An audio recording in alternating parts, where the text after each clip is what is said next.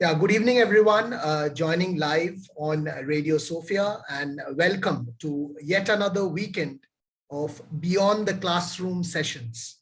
Now, when I say beyond the classroom, I not only refer to the content of Radio Sophia sessions, but also the fact that education in COVID-19 times has been left to be nurtured beyond and away from the classroom. Now, this has led to a revolution of sorts in both the mode as well as the method of teaching. And to understand more about how education has changed and would further change in the COVID and the post-COVID era, we are indeed privileged to have with us Professor Parama Chaudhury speaking on the topic, Adaptable Education for Active Learning in an Uncertain World. Now, Professor Chaudhury is an economist at the University College London and also serves as the Director, Center for Teaching and Learning Economics. Before coming to UCL, she has taught at the University of Oxford, Dartmouth College, and the Yale University. She completed her BSc in Economics from the Presidency College, Masters from the University of Notre Dame, and her PhD from the New York University. Her research interests are labor economics, especially inequality and technological change, and she also researches on economics education per se, especially the role of technology in higher education. We are grateful to have you, ma'am, on Radio Sophia, and look forward to a really engrossing session ahead. Great. Thank you very much, Himadri, and thank you also for the invitation. I'm just going to share my slides here. It's particularly exciting to be talking to a group hosted in my home city. So thank you very much. Like Himadri said, I'm going to be talking about adaptable education, our introduction of the model and our evaluation of it, so our research results. But before we start that, I'm assuming that this kind of work is quite new to many of you. So I'm going to say a little bit about the context of what we do. So I'm director for the Center for Teaching and Learning Economics at UCL. And what we do at the center is to trial, pilot and evaluate different techniques and technologies for teaching economics, so teaching and learning economics. It's not necessarily just about economics. There's a lot of sort of overlap in terms of education in different fields, but economics, as you can imagine, presents certain particular challenges. So we try to sort of address those. So in the research that we do, so by training, I'm an empirical economist. I work on labor economics. My PhD thesis was on multitasking and the returns to experience. I've done quite a bit of research on measuring discrimination in education context as well. So I use the tools that I would use in that kind of research, the tools that I've been trained up in. So, the basic tools of causal inference, regression methods, that kind of thing, RCTs, but also qualitative research, so not just quantitative research. And I bring that together with education design and policy. Now, there is a whole field of economics of education. So this is quite different from that. This is economics education. So we're particularly looking at in the classroom, in the sort of learning context, when people are learning economics, what are the things that are most effective? What are the typical problems that arise? And what can we do as economists? How can we use the tools of economics to identify the source of those problems and then do something about it? So the policy bit of this is hugely important. And to a certain extent, it makes it a little bit different from other kinds of research in the sense that the policy is not an add-on. It's not an afterthought. The policy drives everything that we do. We have a problem, we need to solve it. We take a research-driven approach, an evidence-driven approach to solving that problem. Now, within the education field, there is a huge body of established literature on the scholarship of teaching and learning. So people who actually do research on teaching and learning. Our role really within CTEL is at that sort of junction of the Venn diagram. So we're using our tools as economists to think about education design and policy, but sort of situating it within the scholarship of teaching and learning. So this is what we do. In a sense, it feels like a no-brainer. I mean, any of you who've studied economics will know that it's really defined by the tools and methods. So we study anything and everything. The topics don't really matter, right? And so in this particular case, when you have, if you're wondering, why was there a financial crisis and what can we do about it, you would use the tools of economics to address that. In this case, we're thinking, okay, we've been hit by a pandemic, the education model has been disrupted, what can we do about it? Why not use the tools of economics? That's exactly what we're doing here. So I'm going to talk today about this project, which is the work of my associate director at CTEL, Professor Claudia Jenkins, and me, and a group of our colleagues as well. So I'm going to be starting with just talking about what does adaptable education mean in this context. So the reason why we went with this term, and I have to tell you that we thought quite a bit about sort of what is the term we want to use. And if you remember last year when the pandemic started, there were a lot of terms being bandied around. So online education, obviously, but hybrid, high flex, blended, all kinds of things like that. What we wanted to focus on is a model of education which can be used no matter what kind of context you're in, what kind of situation we're in. Obviously, this was done, in the first place, March 2020, that's when the UK went into lockdown. It was one of the worst affected countries. It was done in the first instance to make sure that we can maintain a high quality level of education, given the uncertainties that it was clear that the year would bring. So to make sure that we can deliver what we promise our students that we can deliver, so we can come out with those same outcomes. That was the first thing. But what we also wanted to do is to keep an eye on, is this an opportunity for us to question, to query the traditional methods of the models of education and come up with something that's better? So, very often we stick with the traditional models, not because they're the best, but just because of inertia. No one has the energy to change. In this case, we were pushed to change. We had to change. So we viewed this as an opportunity to see, is there something that we can improve? And the final kind of motivation for embarking on this journey is to think about, the pandemic was one big shock. But I feel like, especially for today's young generation, they've lived in an era of shocks. There was the financial crisis. There was, global recessions coming out of that. Now the pandemic, there's going to be shocks. There's going to be different types of shocks. So what we want to develop is an education model that is resilient to a whole bunch of different types of shocks. That's where the adaptable comes in. So it's possible to adapt this model to your particular area that you're teaching in. So econometrics classes are going to be different from economic history classes, for example. So you can make that kind of adaptation, but you can also adapt to the shocks that you're being hit by. So can you actually access classrooms? Can you only work in small groups, maybe? Do you have limited access to certain kinds of online technologies? So the idea is that it's adaptable enough that you can, to a certain extent, kind of move with the flow. So, to absorb some of the shocks that come your way. So what is the adaptable education model? Well, the first thing that we did was to try to separate out content delivery from the active learning that students are doing. So a traditional model typically has what's often known as the sage on the stage model. So there's a lecturer or an expert at the front of the room, they're delivering content.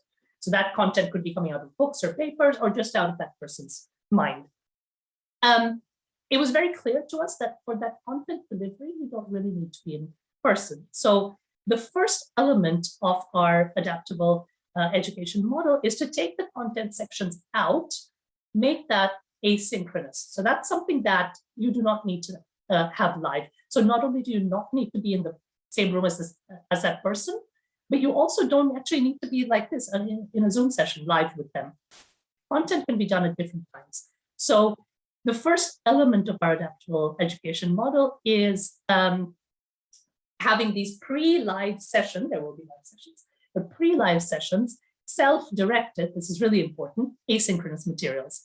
Asynchronous materials could be pre-recorded videos, they could be readings, they could be various kinds of things. So, in a sense, this is not quite so different from what we have had before in traditional models of education. So you have reading lists, right? So this is just a sort of fancier version, a more sort of intense version of reading lists. Now we know with reading lists, they don't work without incentives, especially for us, our economic students respond to incentives. That's, that's what they understand. That's the structure that they understand. So what you absolutely need are formative. So this means this doesn't go towards their final grade in the class. Formative activities which help sort of anchor that learning. So if you give someone just a bunch of things to read, they might read it, even with the best of intentions, but they might not actually get much from it. So the idea of these activities is to structure it such that you have to kind of go through the asynchronous materials in a certain active way. You're trying to find answers to questions, so on and so forth. Once you've done that prep, then you have the live sessions. So it could be with the lecturer, it could be in smaller groups with teaching assistants, but it's absolutely essential that those live sessions have some value added. Like I said before, you don't need to be in the same room or live to deliver content. So it can't be about delivering content, it has to be something else. What that something else is, obviously depends on what your class looks like, what you're trying to achieve, who your students are as well. Just to give you a little bit of a view of sort of what this might involve, the live sessions, that's day 7, and in just a second, I'll sort of take you through the days. The live sessions could be Q&A sessions. They could be, if there's a particularly difficult proof, for example, so I do this in my final year classes. If there's a particularly difficult proof, I'll do it live, but essentially what I'm doing is after each line of the proof, I'm asking students questions. So I'm asking them a poll question, for example, to try to get them to anticipate, where do you think we're going next? And what that's doing is it's making you be an active participant in what I'm doing. If you watch me derive something, there's a very limited amount of learning. This is coming from learning science. Unless you're in the process, you might as well read it in a book. It's not doing very much more than that. If I am there, I want you to be doing this active participation with me. Now, like I said, I talked about a proof. That structure works well there. In other situations, it might be quite different. I teach a policy class as well, an education policy class, actually. And what students do there is they go into breakout rooms to solve a problem. So I will give them a task, and the tasks sort of vary across the term in terms of the scope of what I'm asking them to do. So I might start in the first day with, the first week of term, with asking them in the breakout rooms to find 2 peer-reviewed journal articles for me on this particular topic. So it's a very small task. And then it builds up into, can you find the answer to this particular question? So they're actually doing something themselves, but in order to do that, they need to have done the prep so that they have some idea as to what is happening. Otherwise, they'll be completely lost in the live sessions. So it's very, very sort of incentivized. If you haven't done these bits, you're not going to get these bits. This weekly structure is absolutely essential in the adaptable education model. And the reason for that is, of course, that much of it is self-directed. So people like structure. Again, you can see that we depend quite a bit on psychology, on brain sciences, on the work that people have done for many years on how humans learn. And this idea of the structure is that it builds in some flexibility, but it gives you an anchor. So in this case, I'll sort of take you through this in terms of my final year module. I teach on a Thursday, so my live sessions are on a Thursday. So the week for me begins on the Friday. So day 1, Friday, I post all my materials. I communicate with students. This is a very, very key part of the adaptable education model. My students know that there's a structure like this at the beginning of each week. They know this is what we're trying to achieve this week. We're going to be looking at the Trump tariffs and looking at welfare effects on the US, for example. So they know what the theme of the week is, and they know what's been what the asynchronous content is, what are the activities they have to do, and when. So everything is structured. Day 2 to 6 is various check-ins with students, and I'll talk about the data in just a second. But the virtual learning environment that we use, Moodle, helps us really to see what students are doing. In a way, it's almost like a Fitbit or some kind of a tracker like that, so I can see whether you're 50% through what you were supposed to do and so on.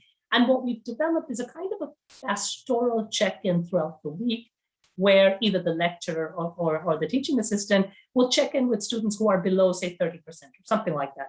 So you're falling behind. Are you okay? Is everything okay? So it is pastoral, but at the same time, it is just to give you a reminder.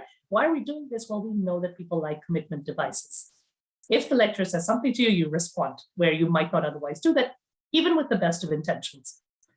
You're not going to get 100% strike rate on this, but as long as you're actually making some difference to the marginal student, it's a success.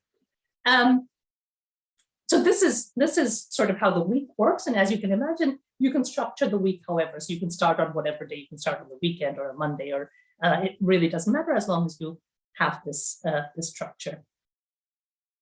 So what we did then is to evaluate how this thing worked. And so the diagram that you see on the right-hand side, that kind of shows how we do our research and policy work at CTEL.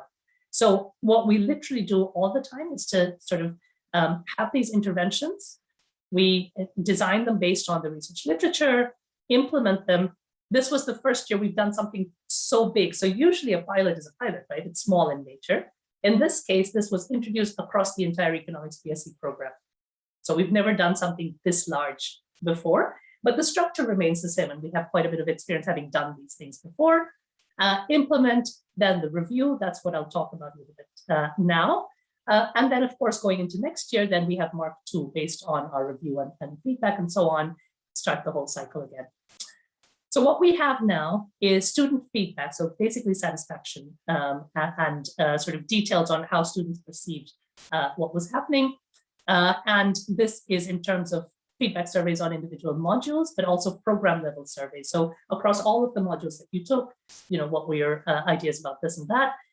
We had focus groups and individual interviews, and we also had student reflections. So one of the key differences, I think, between our kind of research and more standard economics research is that we use a lot of qualitative data as well. So not just quantitative data, but the qualitative data.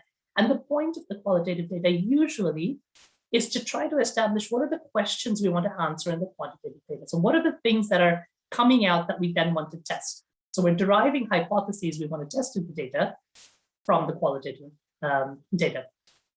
In addition to the student feedback, we have lecture feedback also. And the quantitative data that we have is of 3 different kinds. So there's engagement data. So I said Moodle is our virtual learning environment. It is a little bit big brother, but it records everything you do. Hopefully, you guys realize, right, that every time we're on the internet, anything we do, everything is recorded somewhere, right?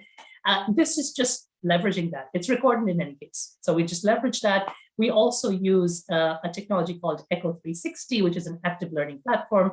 Again, it records everything. So every time you click on something, how long you spent there, how much time you engage with that, and so on.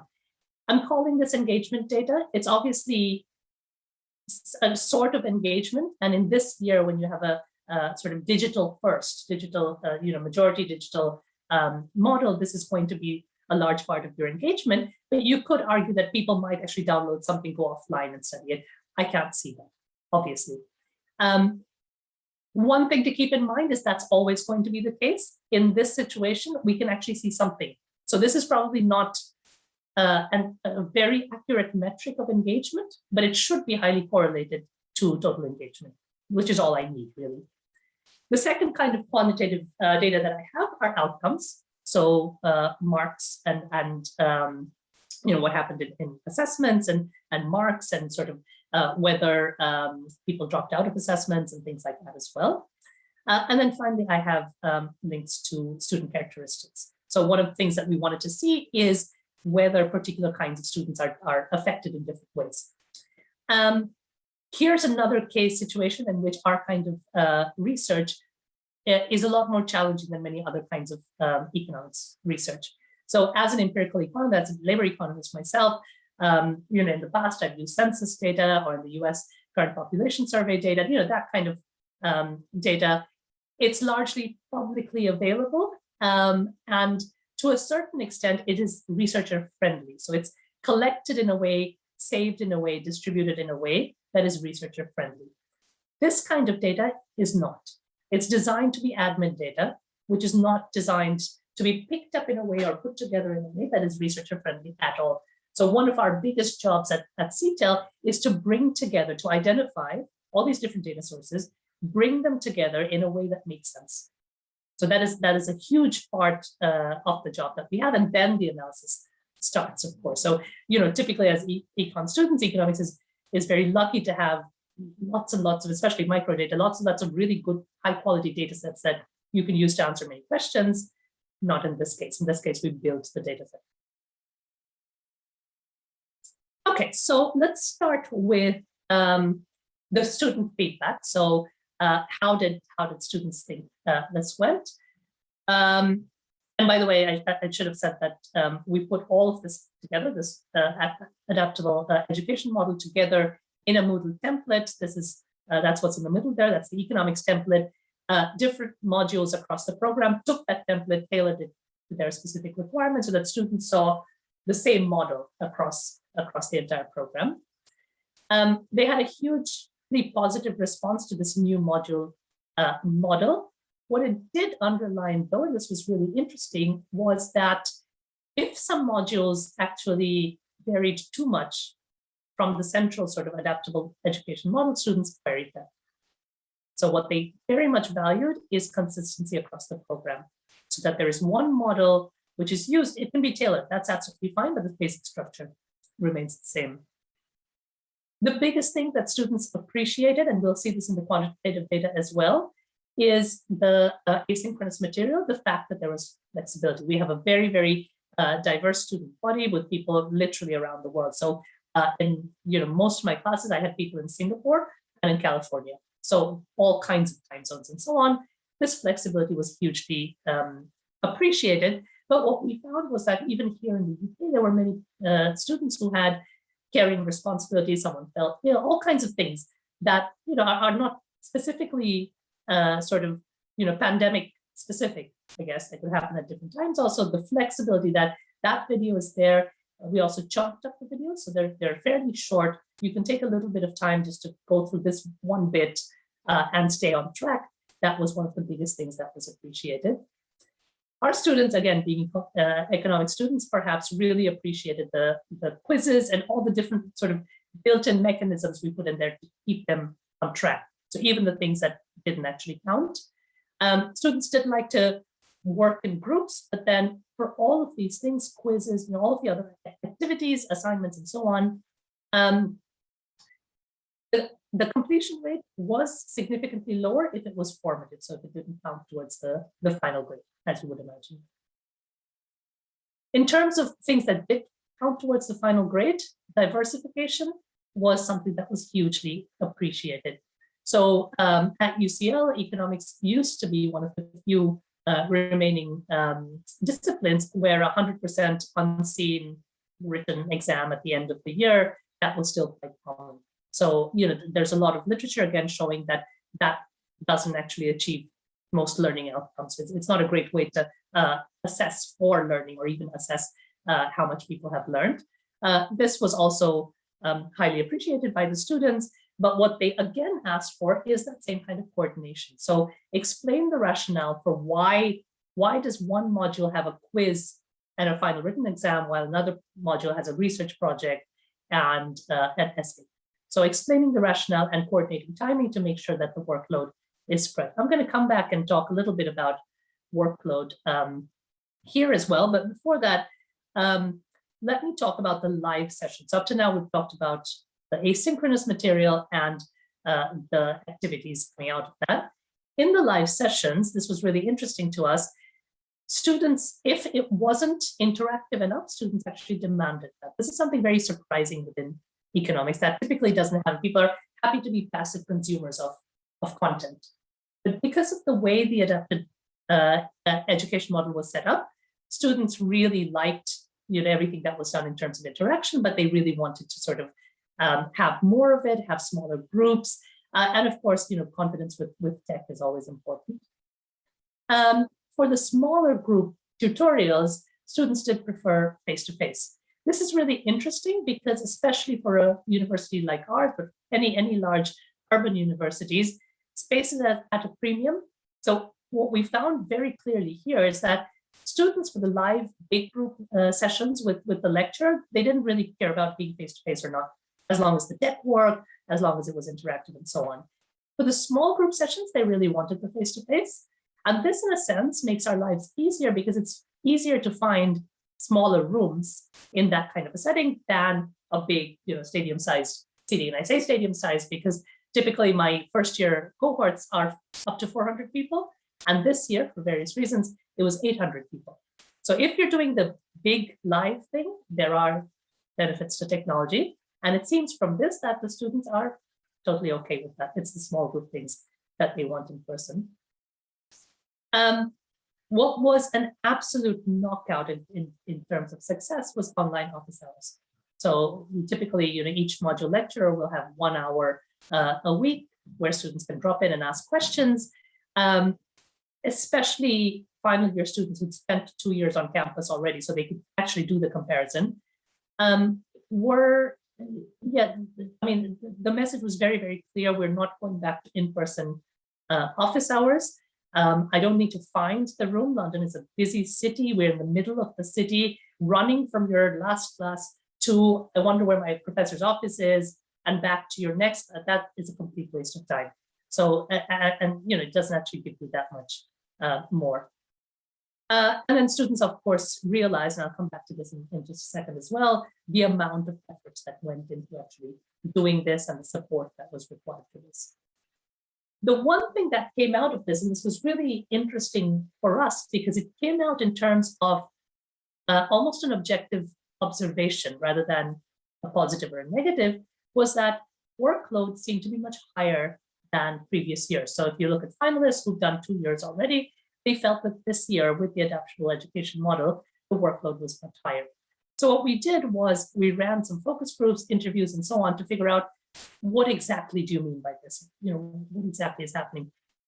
Because we talked to lecturers as well, and without fail, they all said that they were teaching the same material, students were being asked to do the same amount of work, there were the same number of assessments or whatever it was. It turns out that because of this structure, some of that work was much more visible to students, and also because of how it was incentivized, students kind of felt they had to do that work.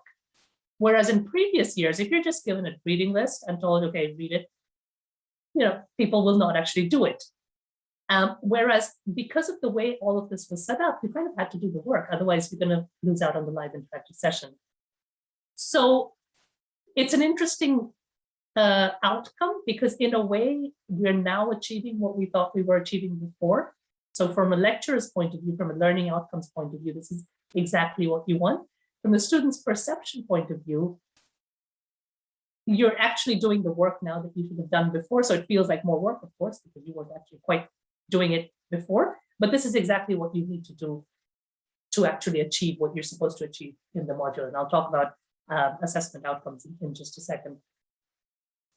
So with the quantitative data, we took everything that we learned from the qualitative data that I've just been talking about. And first of all, tested that, obviously the qualitative data is based on a certain proportion of the population telling us this is what they were thinking. Is it borne out? Well, over pretty much everything that we could measure quantitatively, it seems to be the case. So there was high engagement in asynchronous material. You can kind of see that the live session is kind of in the middle there in terms of engagement. So people came, but people realized how important the content-driven asynchronous material was. So that it's not like there wasn't any engagement there. And people, you can tell, love quizzes. I love quizzes also. So this was all great. They actually did the quizzes. Importantly to note that actual assessments are not in the top few ones with the highest engagement rates. So it's not just that people are taking the quizzes because they count. They're actually choosing the kinds of activities which for some reason they view as valuable. And what you can see is this is term 1 and term 2. So term 1 starts in October and term 2 ends in March. You can see sort of the numbers falling off a bit. Fatigue, probably. But then also the UK was hit by a second wave. Of course, there was another set of lockdowns and everyone had just about had enough. So this is probably coming out here as well. In terms of what I said before, formative assessments are great as anchors, but making it count, well, really counts. It helps engagement. So term 1 and term 2 numbers here, the light blue, which is the top line, are things that actually count towards the grade. The dark blue, which is the bottom line, are things that don't count towards the grade, activity that don't count towards the grade, and you can see the difference. So it's very clear that even if there's low stakes attached, if there is some sort of price attached to an activity, people respond to this. Again, this is a basic sort of result of economics. People respond to prices. That's exactly what is happening in these data as well. Engagement did fall over the term. So I showed you term 1 and term 2 before. Now, if you look across the term, so we have 10-week terms, engagement does fall. I haven't marked it in here, but then you do see peaks where there are some kind of assessments or anything else, sort of stay on track activities. You see people respond to that as well. Some of this is online fatigue. So, we all know now, I think, staying on Zoom or staying just, on the computer for a long time, you've had enough of it after a while, right? Some of this could be that people are downloading materials. So remember, all I can see in terms of engagement is what people are doing on the platform. So it could be they're downloading and they're actually working offline. So those numbers actually should be higher at the bottom towards the end. But what the most interesting thing I think here is that we took these data and we compared them to similar data from previous cohorts, previous years. So what we would expect to see, this is a pandemic year, right? So the counterfactual would have been, there's a big hit, right? So compared to normal years, people don't do as much, they don't do as well. That's exactly what we expect to see. I don't have the pictures here because I know we're sort of short on time, but these pictures look very, very similar to 2017-18 and 2018-19 in terms of engagement. What we also did was to look at outcomes, so student marks and so on. In the aggregate, what we find is that the distributions of marks look very, very similar to previous years again. And you should note here that we don't actually impose a distribution on the marks. So the marks are just marks, and whatever distribution comes out, comes out. So this is not actually any kind of tailored distribution, but if you look at the marks in the aggregate, they don't seem to have changed. So the headline from all of this is that you can't see the pandemic in the data. Which, if you think about the counterfactual, this is a huge, huge life-changing, once in a, not even a generation, right, event. If you don't see that in the data, then that must mean that there's been a positive effect of this intervention. So the counterfactual should have been that everything goes down compared to previous years. What we see is that they look similar to previous years, so they must have gone up. One of the reasons why this happened, there was the success, is of course that lecturers put in crazy hours and effort to learn how to do all of this. One of the sort of downsides of what I said before is economics, unfortunately, is much more traditional in terms of its education models compared to other subjects, especially say, physics and maths education are way, way ahead of us in terms of doing some of this stuff already, which meant that economics lecturers had further to travel to get on the sort of adaptable education boat. They did a whole bunch of things. So these are some quotes from the lecturer feedback that we got. And you can see that they had to learn a whole bunch of things, different technologies, different sort of ways to do things. And perhaps most difficult for many, many lecturers was sort of, you have to be interactive, right? It's much easier to just, you're an expert on the field, right? You can just go there, talk for 2 hours or whatever it is on a topic, done. That's the easiest thing in the world. In order to interact, design something that is interactive, be able to respond to what students are saying and change your plans for the live session, that's not trivial. That is something that requires a lot of experience, a lot of confidence, a lot of different kind of expertise. And you can see that some lecturers struggled with that, but it was very clear to the students also that there was a huge amount of effort put in. And I'll say here that this was one of the reasons why, rather than designing something that's a response to the pandemic. We wanted to design something that has a sort of sustainability. Lecturers have put in so much effort. We wanted a model that you can replicate with small tweaks in the future as well. In the future, obviously, you can imagine that many kinds of disruptions like this actually become much more common. And what this does, this kind of method does, is that it won't really matter that much where the lecturer is, where the students are. As long as you have this design in place, everyone has access to some kind of technology. And I didn't say before that most of the technologies that we identified and used are fairly sort of low bandwidth technology. So, even if you're in the middle of somewhere with no, just your mobile phone, everything is mobile friendly, you should be able to access them there as well. What it also does then is that it broadens the sort of the scope of who this education can reach. So in terms of sort of diversity and inclusivity of the education model, this does it much more than the traditional kind of education.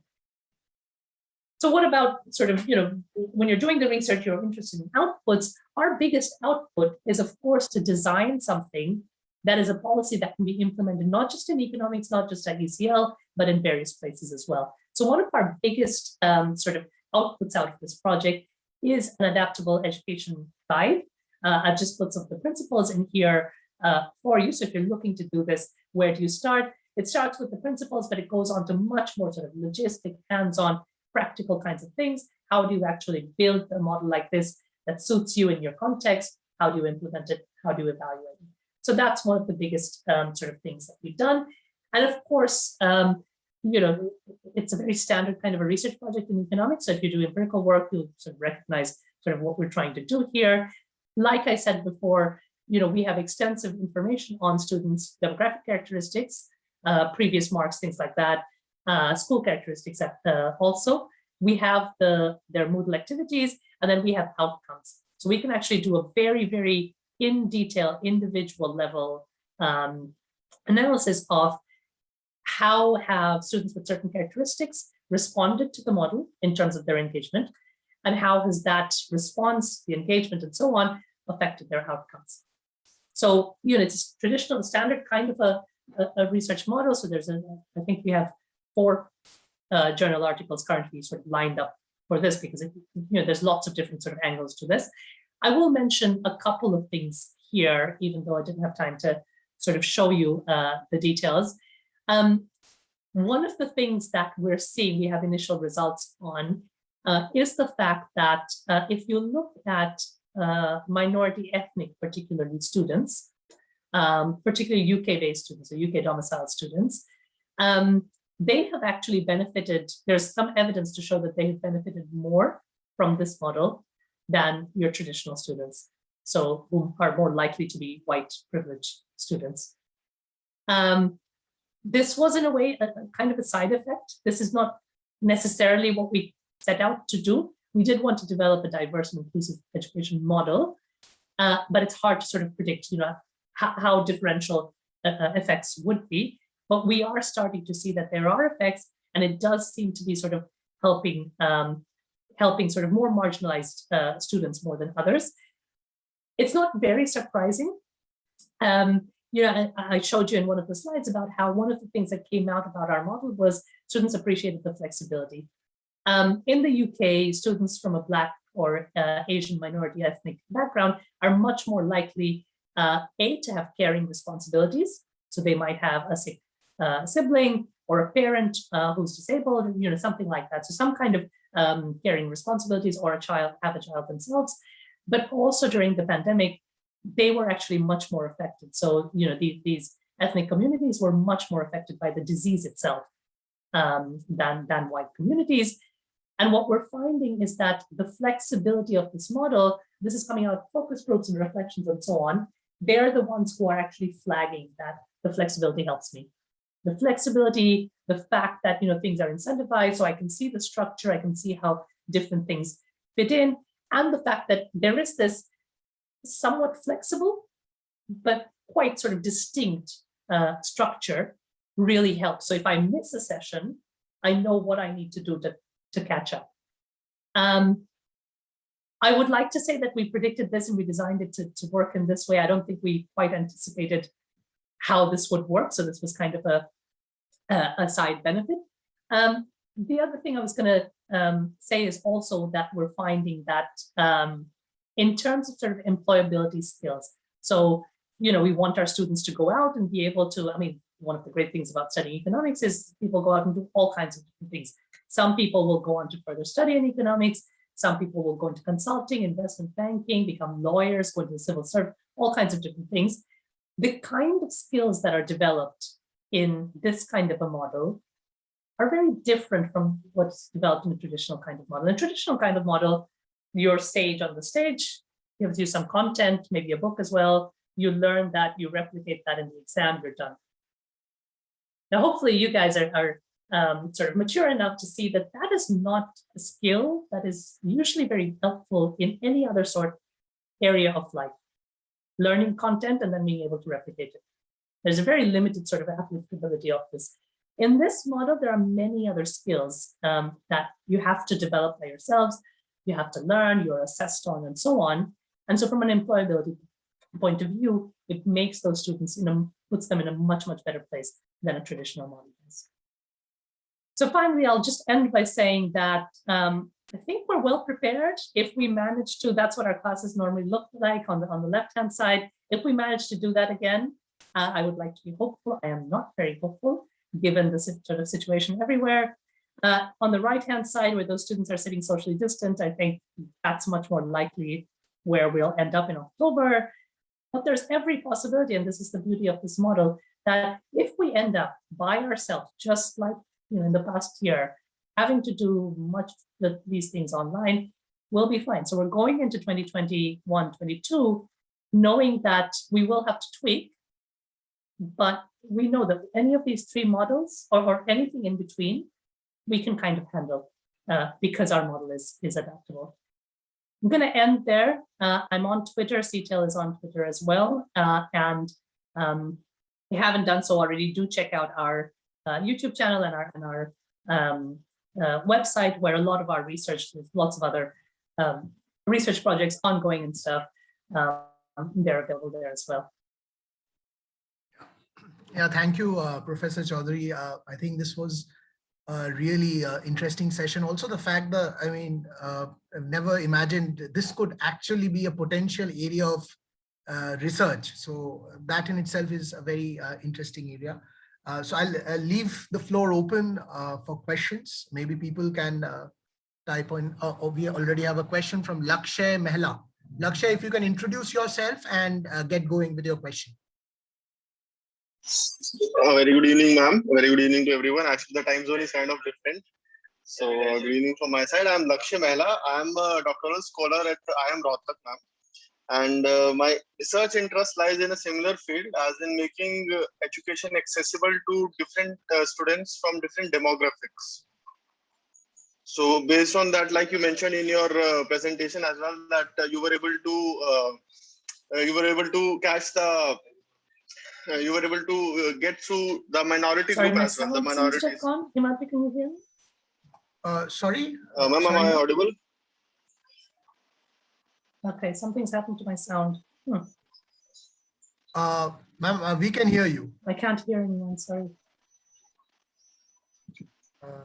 Just hold on.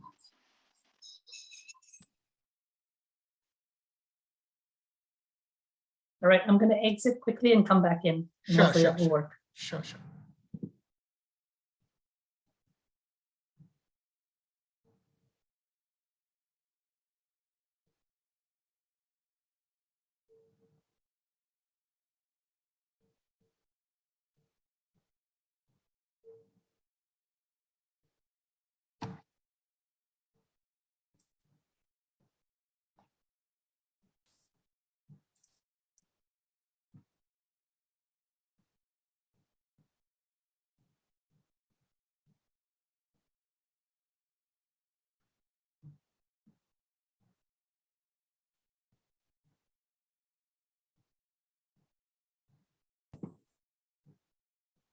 Can you guys hear me?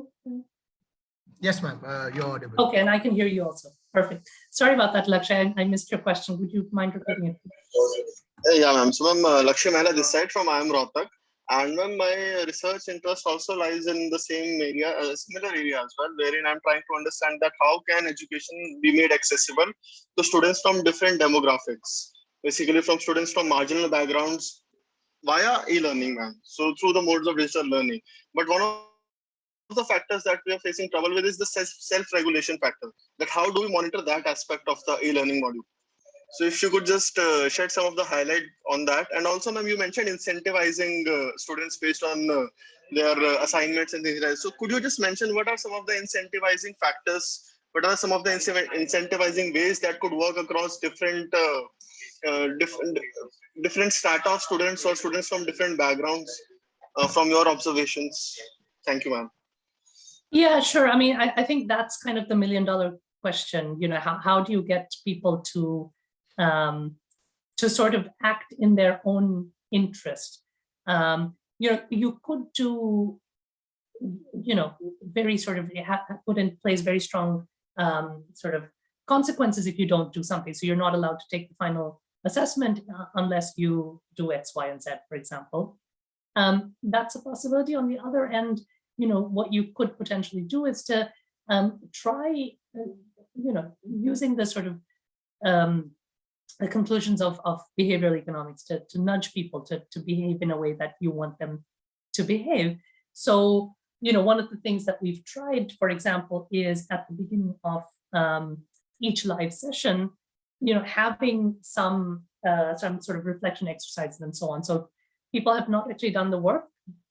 They will have nothing to do. Cold calling someone to ask them to sort of share their reflection exercise, nothing will happen if you don't share. You know, if you just say, I don't have nothing, it's just embarrassing to your peers if you do something like that.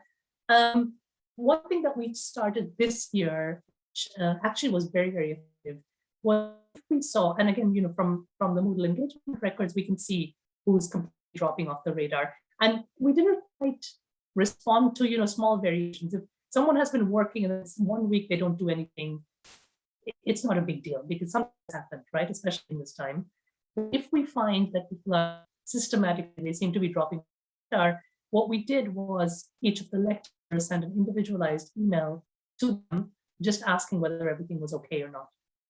Again, nothing that has any consequences whatsoever, but the response rate was amazing, just because it felt like I'm not criticizing you for not doing something about you. So we're trying to figure out, is there something we can do to help, so on and so forth.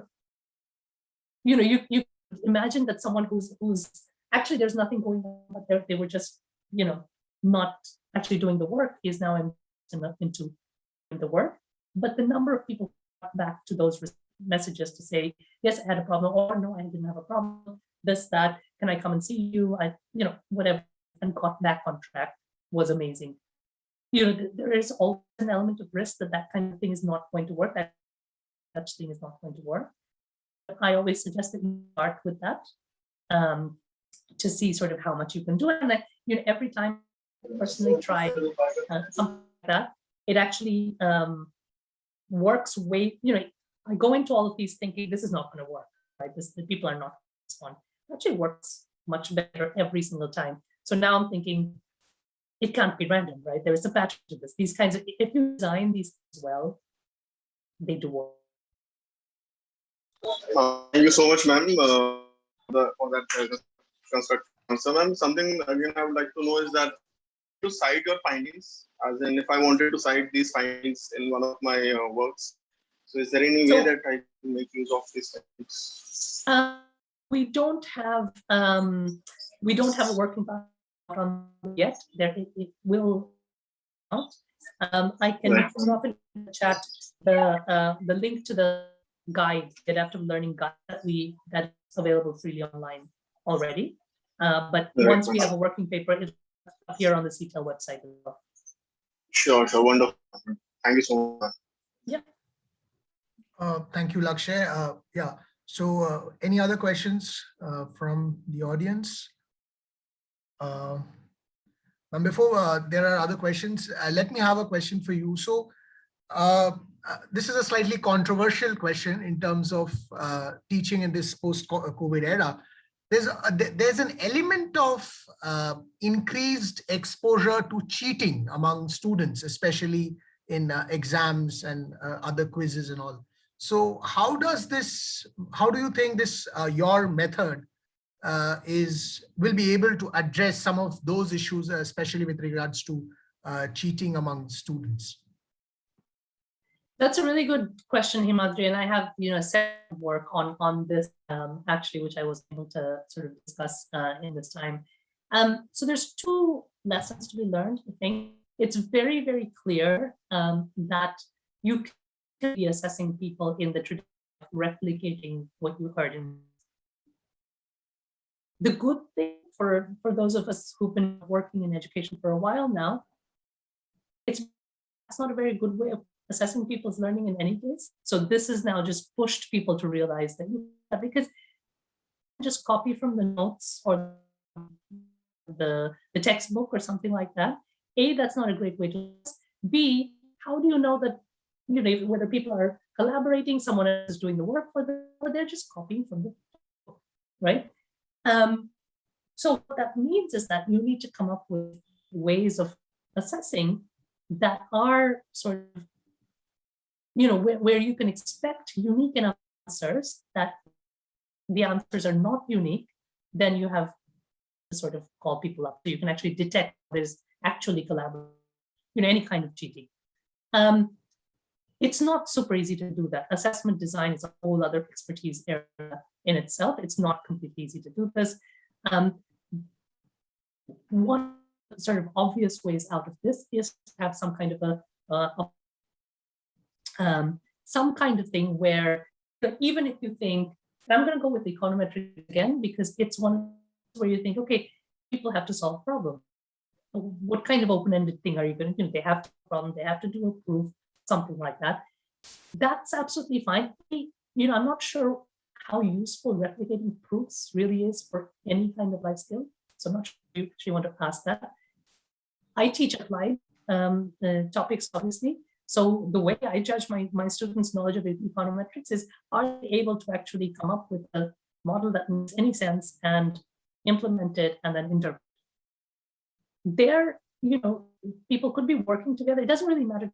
Everyone has to produce their own model. And if you work together and you produce the same model, obviously you get caught plagiarism. It's very straightforward. If you work together and develop different models, that's totally fine with me. I don't appreciate people working together, actually, if it's building sort of your knowledge.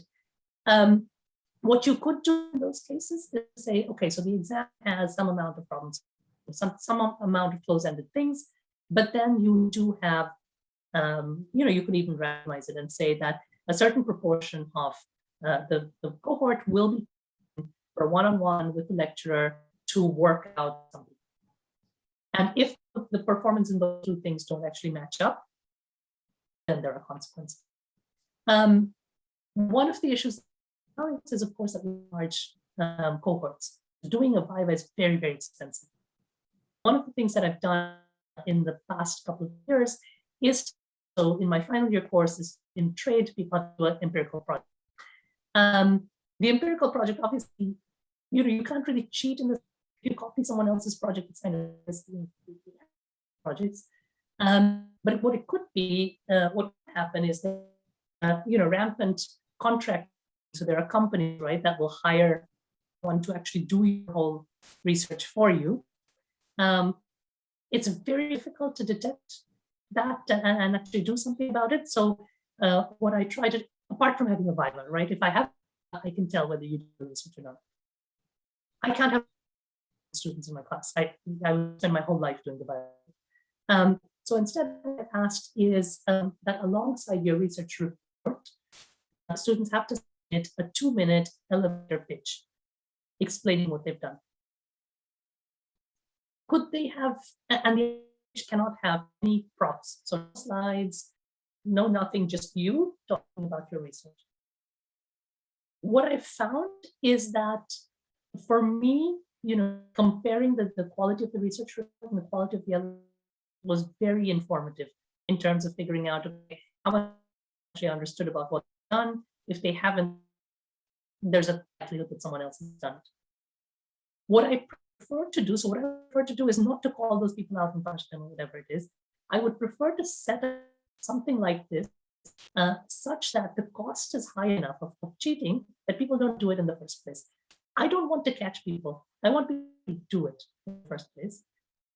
And it does seem like there are these ways, we about other, lots of people who've worked on this and come out with devices to try to do this. So you incentivize people to do what you want them to do, rather than, I'm in the business of being right. I would prefer not to do that, if at all.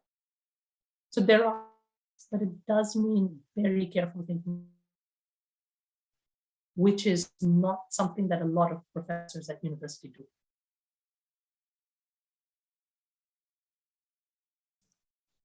Yeah, thank you, ma'am. Are there any more questions?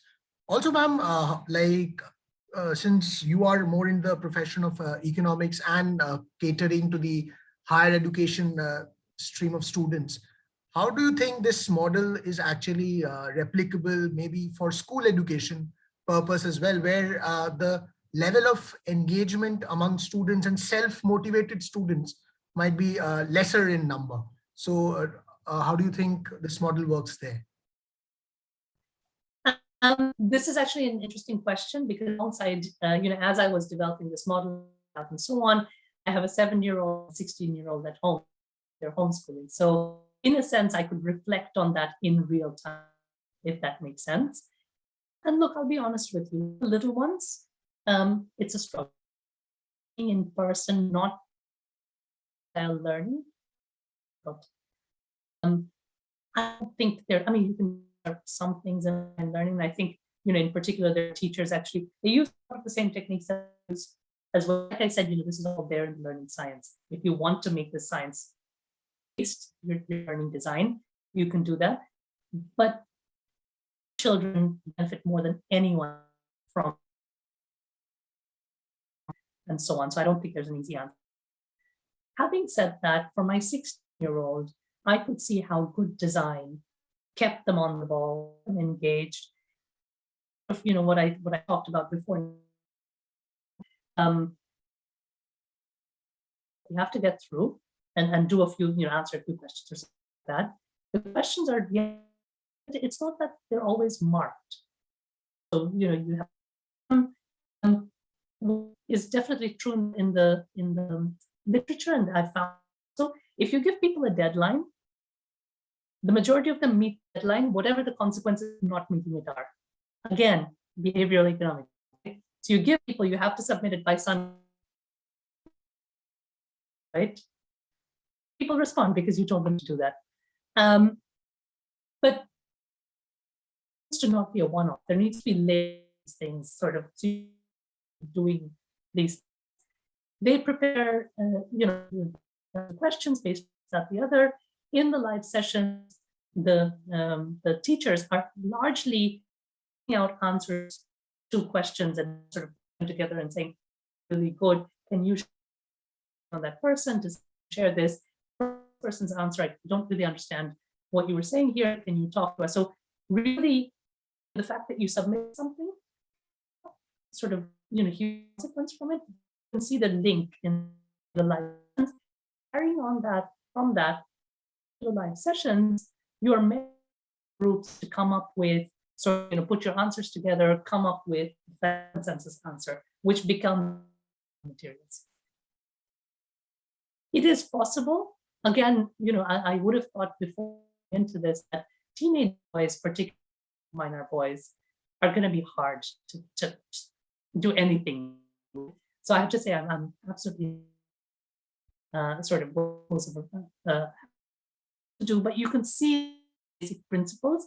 What we're doing, what these schools exactly the same. So there's from the same kind of structure. There's an incentive structure. Some of those incentives are carrots. Some of those incentives are sticks. There's a mixture of them to make sure that it's not always a disaster if human beings do something.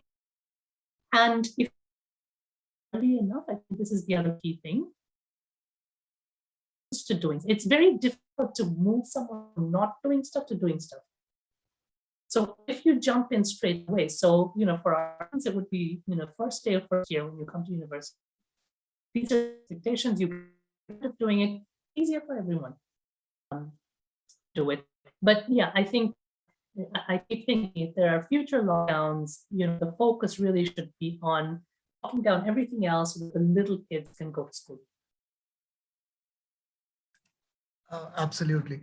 Okay, so on that note, maybe we'll try and close the session. Before we close the session, I actually read on your profile that you are a very, staunch viewer of cricket, and you're actively into watching all kind of cricket games. So, as you were speaking about engagement levels in academics and higher education, I just felt that even in cricket, the engagement levels have had dropped considerably after there being no crowds being allowed in the stadiums, and they had actually adopted very innovative ways of having, virtual claps and virtual audiences. So I just hope the models of innovation also permeate into the academic sphere in the future as well. So thank you, Professor Chaudhury, for such a lovely talk. We really hope your efforts in these new models of teaching actually bear a lot of success, and wish you all the best for that. Thank you. Thank you very much. Thank you for the invitation, and take care. Sure. Thank you everyone for joining.